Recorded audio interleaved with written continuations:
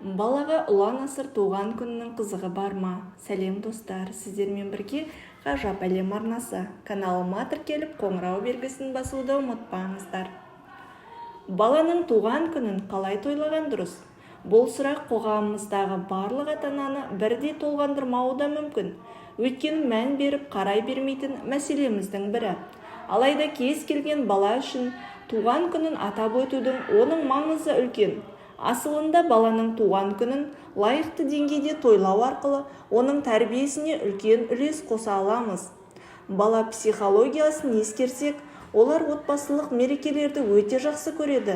Тіпті үйге жай ғана қонақ келгеннің өзінде қандай қуанады десеңізші. Ал енді мереке иесі өз екенін сезінсе, қонақтың барлығы өзі үшін келіп жатқанын білсе, қуанышы еселене түспей ме? Ендеше балаңызға шаттық сыйлау үшін жылына бір рет берілетін мүмкіндікті құр жіберіп алмаңыз. Ойыңызға қаражаттың артық күрмеуге келмейтіні, тұрмыстан қолыңыз тимейтіні оралды ма? Келісеміз. Дегенмен оның есесіне өздеріңізге де, перзенттеріңізге де бақыт сыйлайтын сәттер алатыныңызды есептеңіз. Ал бақытты сәттер үшін, бала көзінен шашыраған қуаныш сәулесі үшін ештеңені аямауға да болады. Балдырғанның туған күнін атап өту үшін оны түрлі балалар әлеміне, ойын-сауық орталығына апарып, құмардан шыққанша ойнатып келуге болады, әрине. Алайда өз үйінде жақсы көретін адамдарының ортасында өткізген туған күнге ештеңе жетпейтін шығар.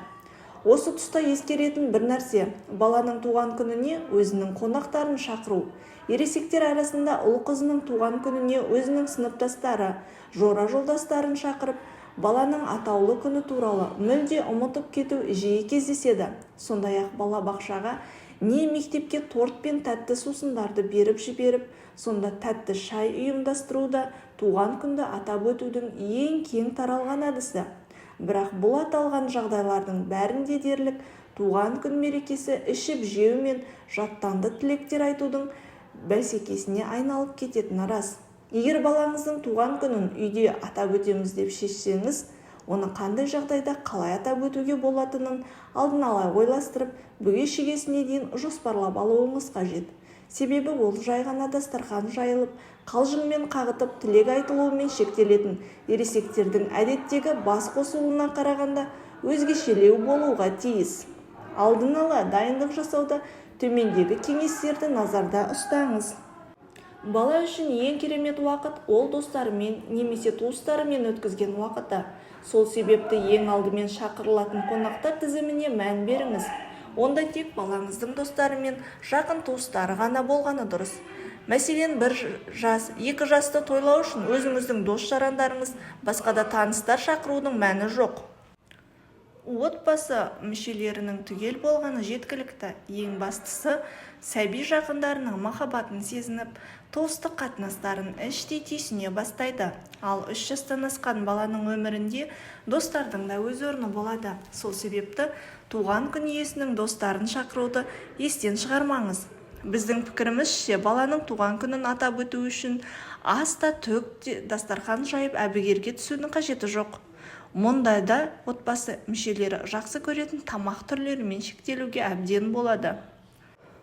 Онда сізді сынап мінейтін адамдар болмайды. Есесіне, бәрі сүйікті тағамдарын рахаттана жеп, бірге өткізген уақыттың да тәтті дәмін сезінетін болады. Әрине, нағыз тәтті туралы да ұмытпағайсыз.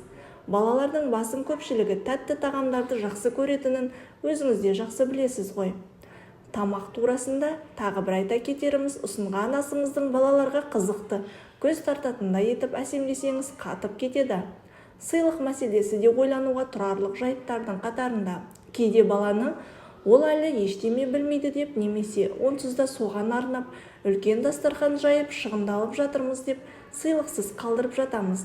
Асылында шын жүректен сыйланған ерекше тарту баланың есінде мәңгі қалып қояды. Сыйлық таңдау барысында баланың жасын ескеру керек. Өз балаңызды сізден артық білетін ешкім жоқ қой. Сондықтан баланың қызығушылығына сай сыйлық алу сізге қиындық тудырмайды. Міне, бәрі әзір болды. Енді тек қонақтарды қарсы алу қалды. Олар жиналғанша үйдің ішіндегі балаларға қауіпті болуы мүмкін заттарды жинастырып жоғарыға қойыңыз. тоқ көздерін ажыратып, басқа да қауіпсіздік шараларын қамтамасыз етіңіз. Туған күн алдында үй ішін безендіруді де естен шығармаңыз. Қиялыңызға ерік беріп, түрлі түсті қағаздар, ойыншықтар, шарлардың көмегімен мерекелік көңіл күй тудырыңыз. Сонымен қонақтар шақырылды, дастархан дайындалды. Үйдің іші безендірілді, сыйлық та дайын. Алайда ең негізгісі алда. Сізге балаларға арнап ойын ұйымдастыру қалды. Егер қызықты ойын ұйымдастыра білмесеңіз, бұл күннің балаңыздың есінде мәңгі қалып қоюы екіталай. Себебі кішкентайлар үшін жақындарымен, достарымен ойын ойнағаннан артық сый жоқ. Көрдіңіз бе, балаңыздың атаулы күнін ескерусіз қалдырмау үшін көп нәрсе қажет емес екен. Бар болғаны туыстар мен достар бас қосып, бірге тамақтанып, уақытты көңілді өткізсе болғаны. Ойдағыдай өтсе, бірнеше жылдан соң балаңыздың туған күн кештерін асқан ризалықпен еске алып отыратынына күмәніңіз болмасын. Назарларыңызға бірнеше қызықты ойын үлгілерін ұсынамыз. Қажетіңізге жаратыңыз. Біріншісі, 1 жас. Әрине, бұл жастағы сәбидің ойын ойнау алуы екіталай. Алайда оның есінде ештеме қалмайды деп қызықты ойыннан құр қалуға да болмас. 1 жасқа толған баланы дамытатын түрлі ойындарды ойыншықтар көмегімен жүзеге асыруыңызға болады. Ойын үшін оның сүйікті ойыншығын қолданған тиімді. Ойыншықты қолмен қозғалысқа келтіріп, сөйлетіп, билетіп, секіртіп, сол арқылы баланың көңілін аулауға болады. Бұл күні жақын туыстар да баланы ортаға алып қызықтап, оны ойнатуға тырысса, сәби санасында туыстар арқылы жақсы ойдың іргетасы беки түсері сөзсіз. Ал балаңыздың есінде ештеңе қалмайтынына алаңдасаңыз, суретке не бейнебаянға түсіріп сақтап қоюды ұмытпаңыз. Бұл естеліктің жыл өткен сайын қызықты ғана емес, маңызды да арта түседі. 2-3 жас. Бұл жастағы балалар қоршаған ортада біраз нәрсені танып біледі. Оның танымын әрі қарай дамыта түсуге туған күн кешіде қызмет ете алады. Ол үшін танымдық дамытушылық ойындар ойнатыңыз. Ойындардың дені жарыс, не тапсырма түрінде болса құба-құп. Туған күн иесі жеңіске жету арқылы сыйлығын алады. Мәселен, үлкендер жан-жануарлардың іс-қимылын даусын салады, ал бала оның қандай жануар екенін табуға тиіс.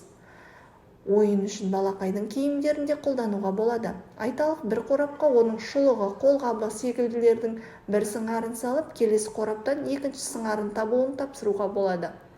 4 жас. Бұл жастағы баланың достары болатыны айдан анық. Сол себепті ойындар да достарының қатысуымен өткені жөн. Олар былтырғыға қарағанда көп біледі, әрі ойын шарттарында жақсы түсінеді. Сондықтан ойынның көптеген түрлерін ойнатуға болады. Бала кезіңізде ойнаған ойындарыңызды бір еске түсіріп, оны өз ұрпағыңызға да үйретіңіз. Мәселен, соқыр теке ойыны. Бірге ойнасаңыз тіпті қызық болғалы тұр. Келесі бір қызықты ойынды өткізу үшін балаларға арнап бірнеше ойыншық даярлауыңызға тура келеді. Қалың қалташаға жемістер, жануарлар секілді ойыншықтарға салып әзірлеп алыңыз. Кейін балаларды біртіндеп шақырып, қалтаға қолын салғызасыз. Ол қолына ұстаған затының ненің көшірмес екенін табуға тиіс. Дұрыс тапқан бала ойыншықты иеленеді. Мектеп алды даярлық тобына баратын балалардың өздері де біршама қызық ойындар білетініне сенімдіміз. Бұл 5-6 жас балаларға арналған. Оларды ойнай берсін. Сонымен қатар өзіңіз де жаңа бір ойынмен таныстырыңыз. Мәселен, сыйлықтарыңызды алдын ала үйдің бірнеше бұрышына тығып қойыңыз. Сосын оны тауып алуға болатындай етіп карта сызыңыз.